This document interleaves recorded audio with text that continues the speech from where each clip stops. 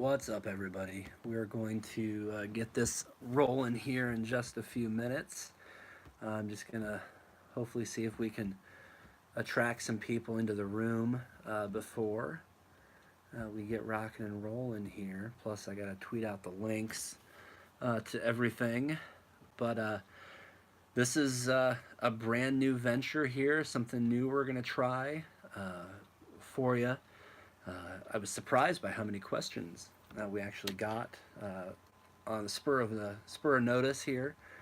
Just trying to get this thing all up and going here. So give me a second here. I wanted to go live before we actually get rocking and rolling, so I could tweet out the link here to everybody. Give me a second here. I wanted to go live. Boom. Okay. So yeah. Okay, we got one person watching. Just if you're joining me, this is the very first live stream I've ever done on YouTube. We're going to be doing more of these hopefully here in the near future. But we'll get going here in just a second. I'm trying to tweet out the link to the show here. And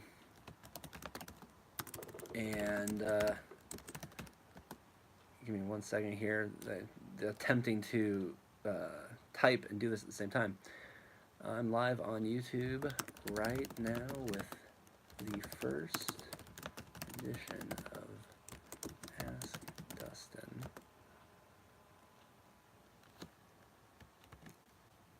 There we go. Let's copy that. Tweet that out. Wait a second here.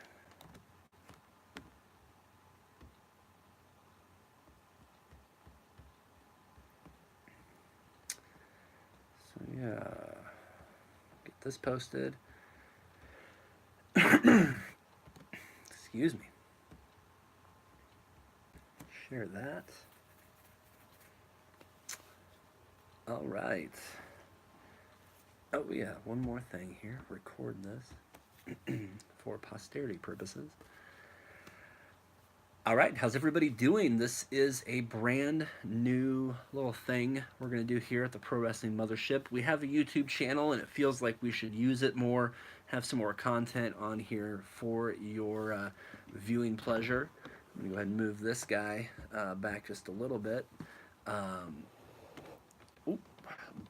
So yeah, this week on Twitter and Facebook, I asked everybody to send me their questions, whether it be about professional wrestling, whether that be about, comic books, movies, anything like that. And so we got quite a few questions in here, and I think we're going to try to rock and roll through as many of them as possible here. But let's kick things off with talking about me a little bit. I think that's probably the best thing to do. My name is Dustin Smothers. I am the Metal Mouth of Midwest Wrestling. I'm also the host of the Pro Wrestling Mothership, the No Coast Nerd, the Capital Wrestling Podcast, and the Pro Wrestling Revolver Podcast. So I do a lot of things with pro wrestling, but we also do some nerd culture stuff as well. So that's why these questions are going to be geared towards professional wrestling, towards comics and nerd stuff as well. So we're going to try to keep this to about an hour or so because the South Park premiere is on tonight, and I've got to find out if they're going to cancel South Park. I think that's pretty hilarious. If you're not aware, the marketing behind this new season of South Park is hashtag cancel South Park. Kind of in retaliation to PC culture. Not that there's anything wrong with PC culture, but it's going to be very interesting to see South Park now come back on the other side of the coin. If you remember a few years back, PC Principal and all that. So I imagine that's all going to have a lot to do with this season. But I want to watch that tonight and probably check out the Mae Young Classic and NXT later tonight, as well as 205 Live. So it's going to be a late night. But hopefully you guys are sticking around with us. And so let's dive into your questions. And this one's kind of a gimme. We're going to start off. Josh Wennest asked, how would you describe the impact and importance that Pro Wrestling Tees has had for independent wrestling and wrestlers. I would say that the impact Pro Wrestling Tees has had on the industry is tremendous. You think back about 10 years ago, um, you might see an independent wrestler. You may think, oh man, that guy's cool. How would I ever go about getting a t shirt of theirs? Social media obviously was around. You could maybe direct message someone, maybe try to get a t shirt that way, send money through the mail, through, what different variety of payment forms. But then to be able to have a website that was a one-stop shop for all things independent professional wrestling, I think really changed the game, really changed the ability for professional wrestlers to make a living off of what they do. It's one thing to be able to go to, you know, Richmond, Virginia, and do an independent spot show. Make your booking. If you're a, if you got a pretty big name, you're maybe making $200 or $300 for a show, but then you might sell a couple $100 in T-shirts. Well, now everyone in the world, their mother, sister, brother, father, son, everything has the ability to purchase that T-shirt online through Pro Wrestling Tees. I think it's a huge game changer. I think if it wasn't for Pro Wrestling Tees, we wouldn't see the Young Bucks uh, doing what they do with Young Bucks merch. We wouldn't see Hot Topic in the business of selling professional wrestling T-shirts either. So I think Pro Wrestling Tees is probably underestimated as one of the biggest and most influential portions of this new world we live in professional wrestling, where everybody can make a dollar. And I'd be apropos for me not to mention, go to collarandelbowbrand.com right now and use promo code mothership, and you're going to save 10% off your first purchase there. Actually, you can use it over and over again. You can literally use it all day, every day. And so do that. You're going to help me out. You're going to help yourself out. So let's move on to the next question I got here. And some of these are from Anonymous, because I posted on, sent out this message on Curious Cat as well. So some people did not get their name to me. Do you think, okay, and I guess this is a huge Infinity War spoiler, so if you've not seen Infinity War, you may want to skip ahead a little bit. I'll hold my hand up until we're done doing spoilers. Do you think Gamora is really dead? To answer that question, obviously, I think we got to talk really quick about what happened to Gamora. And in Infinity War, Thanos obviously wants to get all 6 Infinity Stones, and to do that, he has to cause a lot of chaos, kill some people. Things happen. One of those people he has to kill is his daughter Gamora, who he has to throw off the side of a ledge. A soul for a soul. He has to sacrifice that which he loves in order to get the Soul Stone, and he does that. It's one of the most emotionally impactful moments of the entire film. And, my immediate reaction to that was, no, Gamora is gone. She cannot come back. If you bring Gamora back, you have blown what is maybe one of the highest stake moments of the entire film, because we all know that Spider-Man's coming back, Black Panther is coming back, Star-Lord, Groot, all these characters are coming back. But Gamora seemed to be, to me originally, like the one that you sacrifice. She's the one that's really gone. Her, Loki, I think Vision. I'm sure they'll remake Vision. I would say he should be gone, but I think they'll fix him. Heimdall. I think Heimdall's definitely gone. But the more and more I think about it, and the more I interpret the end of that movie, I think Gamora is still alive, and she is in the soul dimension, soul world, that very orangish hued place Thanos goes right after the snap. I think for a moment, whether that they're in the Soul Stone, whether that's just a different dimension or different world, I think that's where everybody that faded into dust is. And I think that'll be, we could get into Avengers 4 theories and all that, but the question here is, do I think Gamora is really dead? I think technically, yeah, right now she really is dead. Is she going to stay dead? I don't believe so. I believe that somehow, come hell or high water, Gamora comes back, because I think that the tone would be so drab in Guardians of the Galaxy, drabber than it already is without James Gunn. That's a whole different mess. If you lose Gamora, that means Peter Quill is coming off of a very hard situation. Nebula is also grieving her sister then. So I don't think that Gamora is going to stay dead. Um, Talking by myself gets me. Should I cover that? They don't sponsor me. You should. Give me free pizza. Um, all right, Zach Takis wants to know favorite match I've ever seen live. Whew, favorite match I've ever seen live. That is a really, really tough question. Um, to be honest, I'm gonna shock a lot of people here. Brock Lesnar versus The Undertaker at WrestleMania 30. While it's not the best match I've ever seen live, which I'm not entirely sure which that is. There's a lot of matches up there. Um, but my favorite match I've ever seen live is Undertaker versus Lesnar at WrestleMania 30 because I was there. Because I was there when history was made. I was there when the streak ended. The streak ending was something that I never, ever, ever, ever thought we would see. And so to have that go down in front of me, I'll never forget being in the arena. That match was pretty bad. It wasn't anything worth, if the streak hadn't ended there, nobody would remember that match today. I mean that. I'm very sincere about that. Nobody would remember that match today. But I'll never forget thinking to myself, man, this sucks. You know, this match could be better. I think Lesnar went for that third F5, which is where it ended on that F5.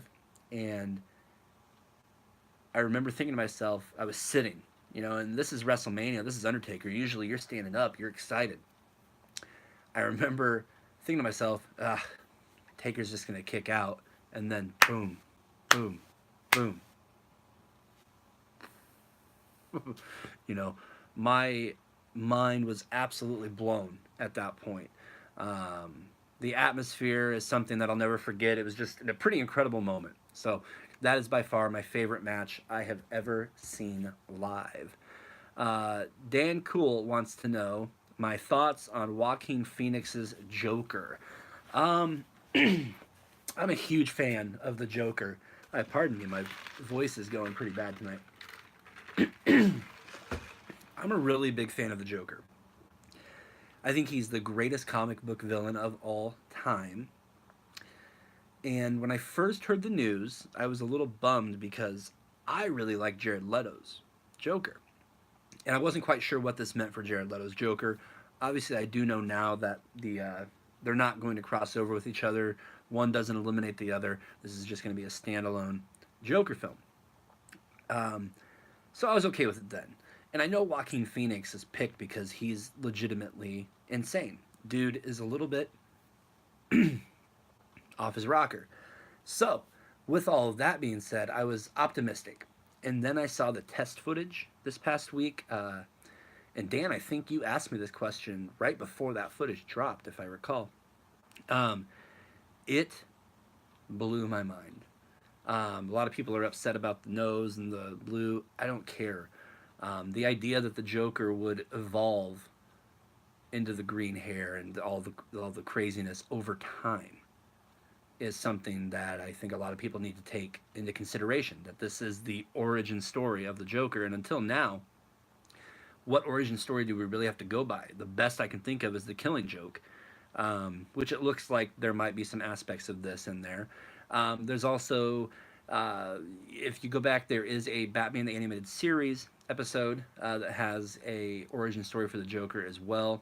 And then obviously in The Dark Knight, Heath Ledger's Joker, who is still the best Joker, live action. Best animated Joker obviously goes to Mark Hamill. But Heath Ledger had several different origin stories. So I think if done right and done in a bubble, in a vacuum, in a way that doesn't encroach on the DCEU, not that there's a lot to encroach on because, you guys know my thoughts on that. I haven't been too pleased or thrilled about the DCEU lately. But I think it's going to be fine. I think that there's room in this landscape for superhero movies that aren't connected completely. A lot of people talk about MCU fatigue. I don't think that's ever going to happen. But I'm okay with DC making movies that are not connected to their shared universe because I don't think that's something Marvel, you know, is going to do again. I don't know that we're ever going to get some standalone Marvel films. I think everything is going to be connected, so that's fine. Dan also wants to know ideal HBK opponent if he wrestles after Crown Jewel. There's only one answer to that. Only absolutely one answer, and that is Daniel Bryan. It's the only answer for who the ideal HBK opponent is if he wrestles after Crown Jewel. I think we have a question there come up here. I'll get to that in just a second here. Damian Gonzalez wants to know, have you played the Spider-Man for PS4, and if so, thoughts? Unfortunately, I have not. So I can't really comment on that. Everything I've seen, though, states that the game is phenomenal. A lot of people are calling it Game of the Year, so I'm definitely planning on picking up a copy real soon. Kind of parlays into a question somebody asked me on Curious Cat, was what games are you currently playing? And I'm playing Far Cry right now, still Far Cry 5. I haven't had a whole lot of time to play video games. I recently changed jobs, so I'm a little bit behind. But definitely Spider-Man 4, or Spider-Man 4, Spider-Man for PS4 is on that list. Then I also did get asked, what games are you looking forward to? Outside of playing Spider-Man, I'm definitely looking forward to The Last of Us 2, Red Dead Redemption 2, and there's one more that comes to mind. I cannot think of it, but if I do, I'll say it here in just a little bit. Live question in from, there you go, from Kal-El, very apropos. Kal-El wants to know who I think is the best choice for the new Superman. Now, I guess my question is Henry Cavill legitimately out? Because that was debunked and then rebunked, and who knows. But for the sake of the question, let's assume that he is out. I do gotta say, I guess a little bit of a social justice soapbox here. There's a lot of talk and kind of hatred about the idea of Michael B. Jordan playing Superman. Now, it's not my casting choice. It's not the first thing I would rush out to do because I think that that's a very lofty role to take on, and I think it's got to be somebody who's not quite established quite as much. And so when I look around, I'm gonna be honest. There is a potential Superman.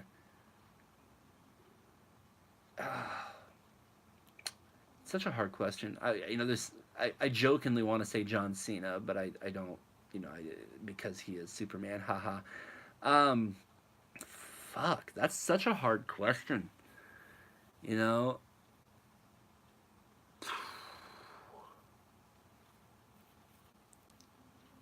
okay, okay.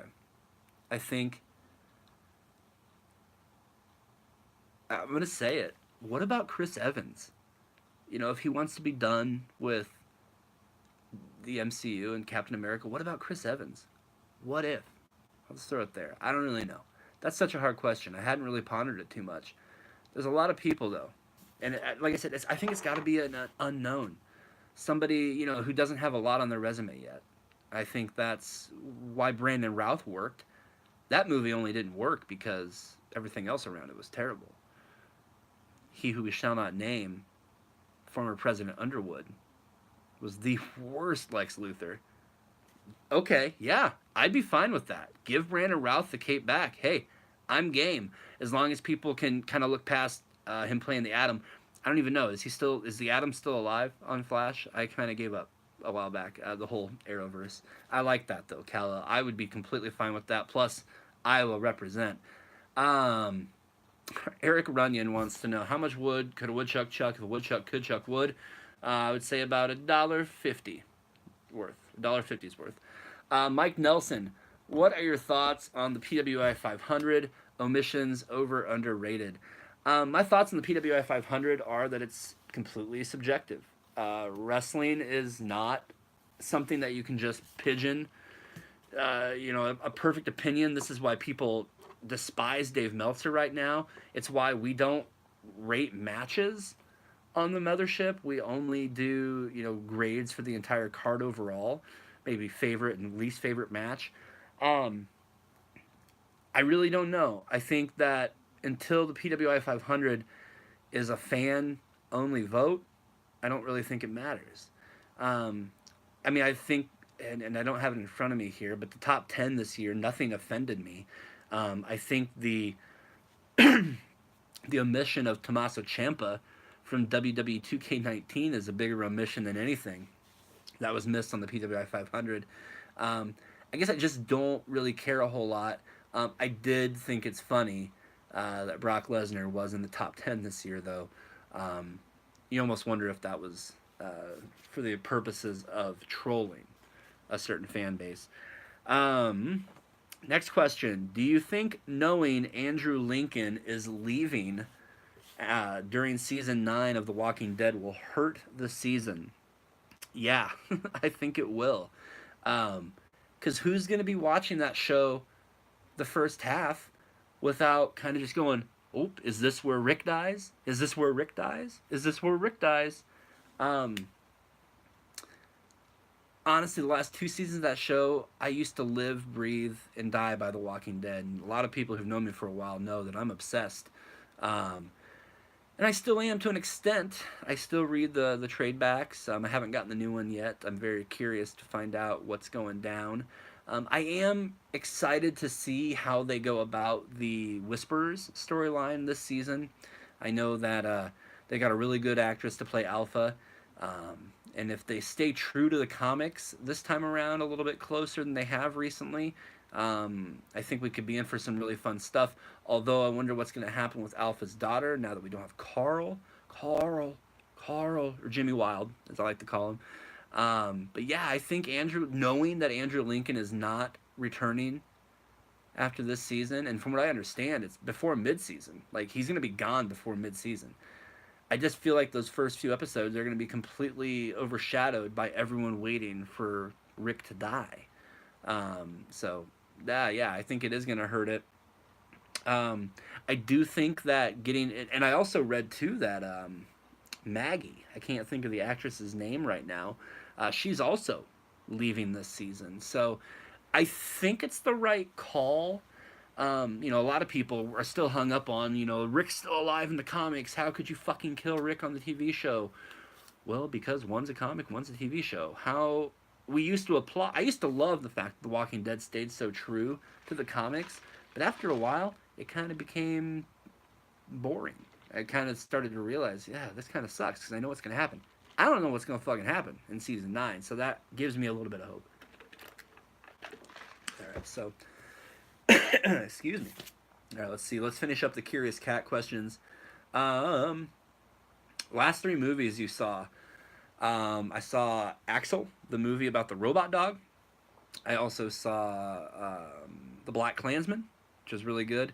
And I also saw Fahrenheit 11/9. But we'll avoid political talk on this for today. Is Runaways good? The Hulu show Runaways. I absolutely love it. I think I recommend everyone check it out. I mean, if you're a purist and you are really true to the comics, you may not enjoy it. But, it is what it is. I would say watch it. And then they asked for, same person asked for my TV recommendations currently. And, oh my gosh. I'm so sorry, guys. I keep coughing. Obviously, Rick and Morty. I think if you're not watching Rick and Morty and you enjoy subversive humor, check it out. I know it's not for everybody.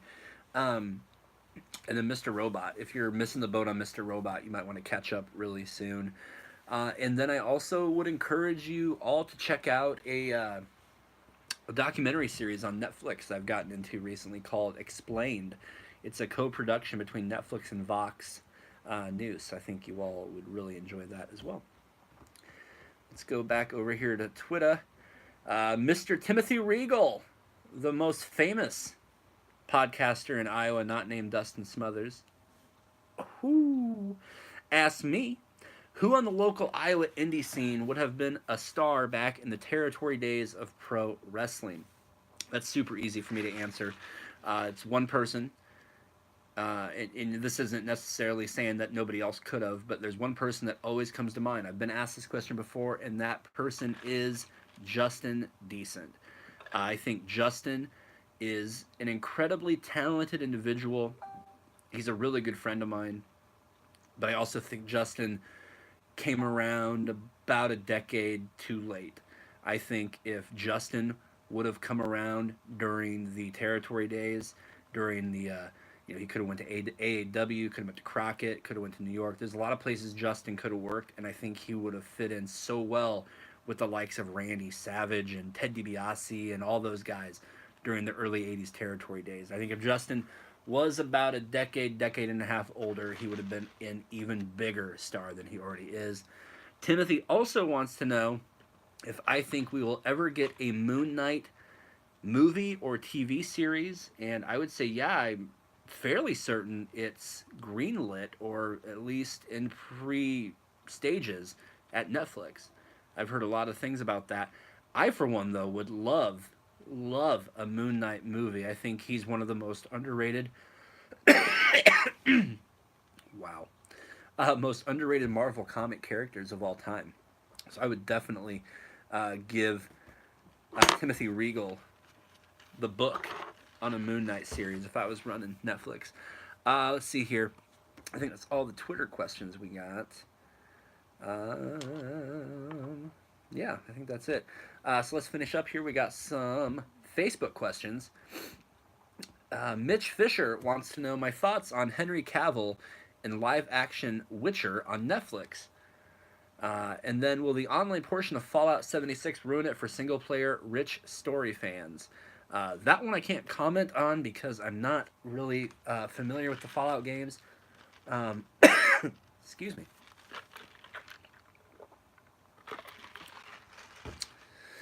And let's see here. Yeah, I'm not too familiar with the Fallout games, and same thing with Witcher, to be honest, Mitch. So, rough question there.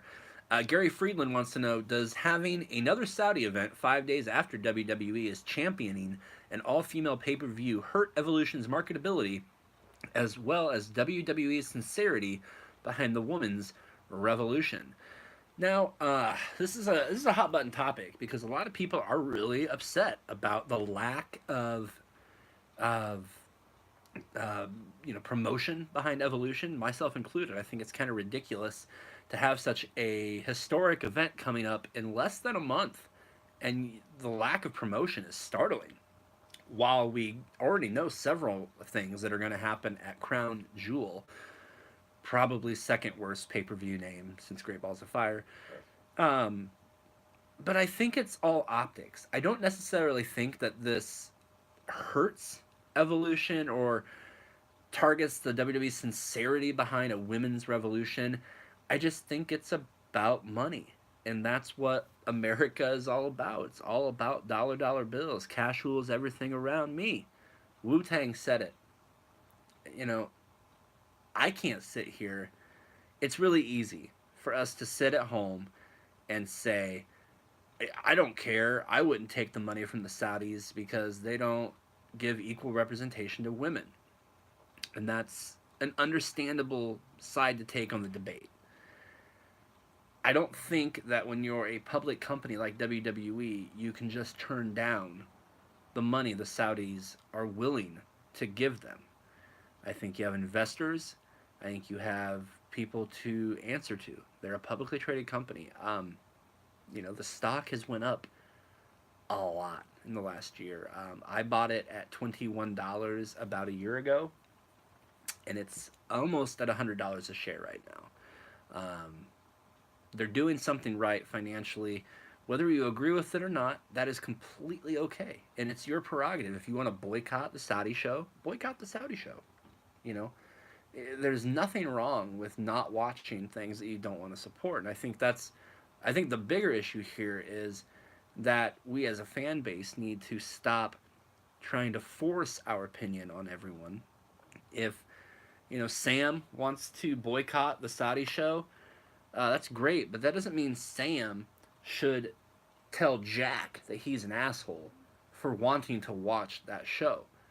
Jack might just be a huge Roman Reigns fan, and wants to see Roman defend that title against Strowman and Brock Lesnar. So I think it's a really unfair situation you put fans in when you try to tell them they're not really a good ally or not as woke as they act because they're not pissed about the Saudi Arabia show. I also have always taken the stance on this. Who are we to judge how the Saudis do their business?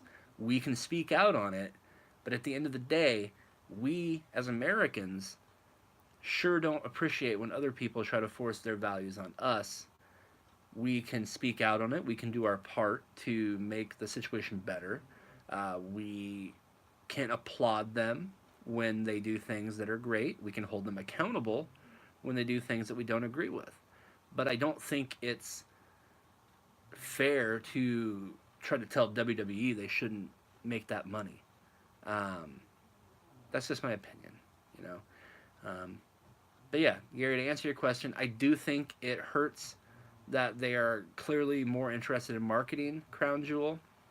But at the end of the day, WWE is going to WWE. And yeah, it would be great to have some matches for that pay-per-view. We are less than a month away from, so. All right, let's move along here. Troy Arkema wants to know my thoughts on the first female Doctor Who.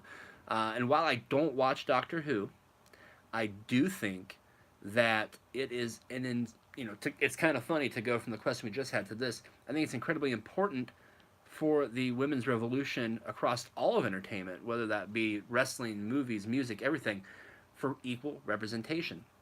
And obviously, making a female doctor is the way to go. But as we've seen with everything, whenever we do a gender swap or anything like that, it does drive the white cis male fanboys crazy. And if there's anything I'd like, it's like a good little fake outrage on the internet. And so I was very happy to see that.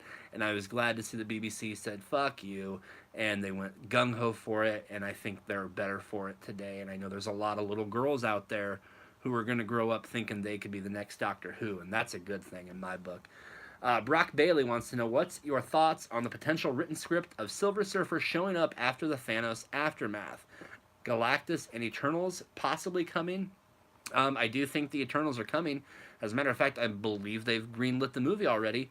Galactus and Silver Surfer are totally showing up. I could see Galactus being the next big bad in the MCU.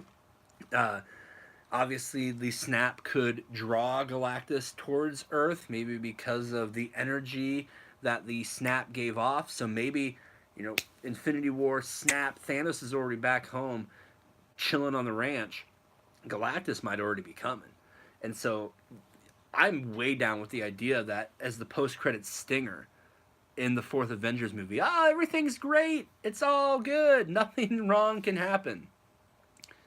Here comes Silver Surfer, heralding the arrival of the Eater of Worlds. Galactus is coming.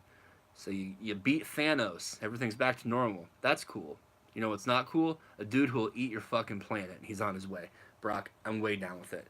Brad Hafley wants to know, in your opinion, what was the all-time worst and best wrestling gimmick in all of professional wrestling? That's easy for best. It's The Undertaker. There's no other answer. The Undertaker was by far the best gimmick professional wrestling has ever seen.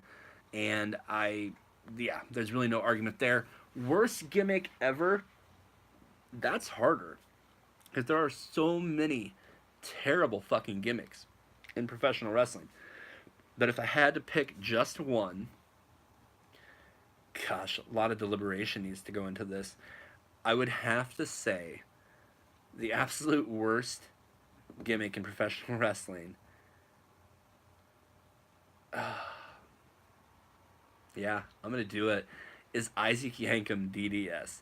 Just absolute. No, you know what? No, we're not going to do Isaac Yankem. I'm going to do it Duke the Dumpster Drosy. Why the fuck why would you support a WWF wrestler who also is a garbage man on the side? I mean, maybe this was the case, the blue-collar workers here, but I never quite understood that. It kind of goes back to the whole era of professional wrestling where you clearly weren't getting paid because you had to have a side job, whether it was a hockey player. Abe Knuckleball Schwartz obviously was a AAA pitcher somewhere. a lot of these guys had second jobs, and I always thought that was really unfortunate that they all had to have second jobs. So yeah, Duke the Dumpster Drosy gets that distinction. Gary Friedland has a couple other questions here for me. Did I pick up the DC streaming service? I have not yet. I do plan on it. I want to wait until they have a little bit more content on there. There's not enough content to really drive me to the service yet because I already own all the Batman movies. I own the animated series already. I want to find out more about Titans because I gotta be honest, that show looks like shit. I'm usually really positive, or I try to find a good positive thing to discuss to not necessarily be so negative about a potential show, but the characters look like shit, and yeah, I'll wait and find out. I will, if I haven't by the time it debuts, I will subscribe when the Swamp Thing live action show hits because that shit sounds amazing, and I love Swamp Thing. Gary also wants to know, do I think the PG-13 rating for Venom is going to directly impact the quality of the film? I think to answer that question, if you must have R-rated Venom, then you're already going to be disappointed. Because I think PG-13 rating, we don't really know what's going on behind the scenes with Marvel and Sony. Obviously, they've got the Spider-Man deal. It's good for 2 more Spider-Man movies, I believe. Far From Home, which is filming currently, and then whatever comes after that. I have to assume that this collaboration with Sony and Marvel is going too good to pass up, and I have to assume Peter Parker is going to continue to be a very big part of this universe. And I know Tom Hardy really wants Venom to be a part of the Avengers universe. I think that Marvel, and for all I know, a week from now, we could be sitting here talking about, holy shit, they tricked us. Tom Holland was in Venom before John Schnepp died, the guy who really influenced me to want to do stuff like this. Before Schnepp died, he was adamant that Tom Holland was on set and that he filmed something for Venom. So,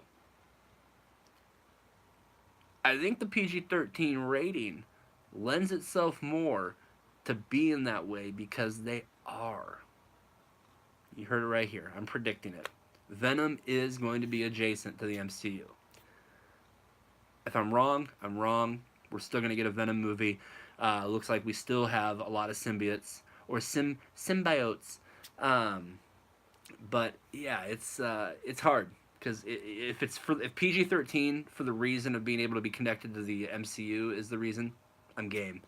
If they just went PG-13, it's not connected, and they went PG-13 to make sure little kids could get in, that'll suck. Because if it's not connected, it should have been rated R. So I'm kind of tossing that up, taking the easy way out.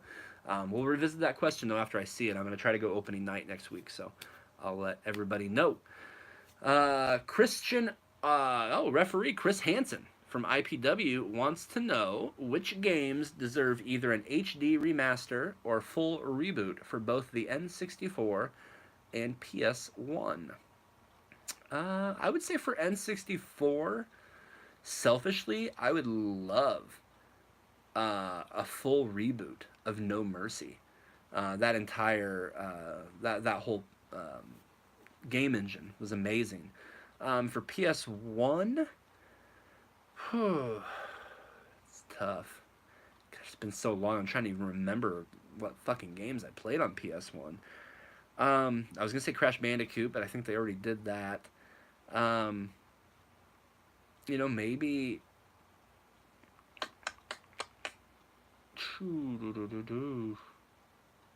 Yeah, I would say, Max Payne. Like, I would like the original Max Payne. Was that PS1? I'm pretty sure it was. I would be down with that. Be way down with a remaster or full reboot of Max Payne at this point. Actually, you know what? Yeah, just reboot Max Payne. Let's just redo that story. Because everything got a little wonky after 3. That's my pick. I do got to throw in, Mike Nelson said Conker's Bad Fur Day for the 64 needs it badly. That was a fun game. I do recall that. Travis James, also known as DJ or JT Energy, DJ Click and Play, wants to know who was the first independent wrestler that made an impression on you. Wow. Actually, the Barber. gosh, I can't think of his name, but people who've been around Iowa for a while remember the barber from Indianola. Um, that guy, that's when I realized that, though, there really was independent wrestling near me. I was living in Indianola, going to Simpson College, and dude, I went into a barber shop, get my hair cut. Next thing I know, I'm talking to this guy about professional wrestling. He hands me a pamphlet with himself on it. Says, "Hey, we're doing a show next weekend. You should come check it out." And the rest is history. I ended up going to 3XW shows, and I've been going to wrestling shows ever since. If we're talking about a current guy, maybe that made an impression on me that got me back into the independent scene a few years ago when we started doing the podcast stuff, I would say probably it would have to be James Jeffries. I think James Jeffries' intoxicating personality, he's infectious to be around. He's legitimately one of the nicest guys, and I would say, without a doubt, James Jeffries has made quite an impression on me over the years. Troy Arkema wants to know, the Industrial Revolution changed the face of modern novel forever. Discuss, citing specific examples. All I will say, though, about that is that we are all now stupider for having listened to that. The puppy who lost his way, the world was changing, and the puppy was getting bigger. Yeah, anywho.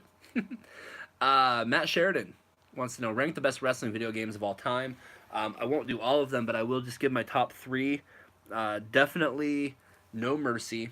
And this isn't in any particular order, because I think I liked all of these games individually for different reasons, all pretty much the same. No Mercy, Here Comes the Pain, and then I really loved ECW Anarchy Rules. Like, I wish I could play that game again.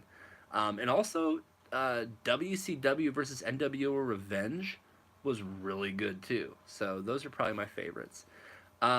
Richie Sells wants to know, who is your favorite all-time independent wrestler and why is it the Morbid Angel? It is the Morbid Angel. Go figure. And it's the Morbid Angel because that's the coolest fucking name in all of independent wrestling. Troy Peterson, we'll wrap things up right here. Troy Peterson, the man behind the magic at Impact Pro Wrestling, wants to know, what is the better game, Legacy of the Ancients or its sequel, Legend of Black Silver? Slightly more general, how do you think wrestling video games affect the overall fandom of professional wrestling? I don't know what the hell you're talking about, Troy, with Legacy of the Ancients and Legend of Black Silver, but what I can say is that I think wrestling video games really do influence the overall fandom of professional wrestling because it allows us to get in the action, allows us to tell our own storylines in a way that doesn't negatively impact the real wrestling business. And there's too many people who sit behind the keyboard and complain about booking decisions on WWE. Well, here you go. Pay for the video game and you can run the whole show. So that's kind of my answer there. I do think that one really cool aspect of the video games nowadays, though, is the ability to create wrestlers. And I know several independent wrestlers around the area who just absolutely love finding out that somebody has created a really good CAW of them. I know last year there was a really good JT Energy and Jossie CAW, so definitely check those out. That's it. Those are the questions I have. So I want to thank everybody for sending in their questions for this first episode of Ask Dustin. It's been kind of cool. Obviously not a lot of traffic on the YouTube. Hopefully maybe people will check this out on replay. I did record it, so it will be out on iTunes, Stitcher, TuneIn Radio, Blueberry, Podbean, the EMC Podcast Network, ProWrestlingMothership.com, Google Play, and Spotify here in just a little bit. But you can follow me on Twitter at Smohawk. Same thing on Instagram, and make sure you're following the Pro Wrestling Mothership Network on Twitter at PW Mothership, on Instagram at PW Mothership, and on Facebook at the Pro Wrestling Mothership Network. And also, because we did talk a little non-wrestling, make sure you're following No Coast Nerd on Twitter at No Coast Nerd and on Facebook at the No Coast Nerd. So, for myself and nobody else that's here, I'm going to take my Zubaz and get out of here. We'll see y'all next time on another episode of Ask Dustin. That made no sense. Thanks, guys. We'll see y'all next time.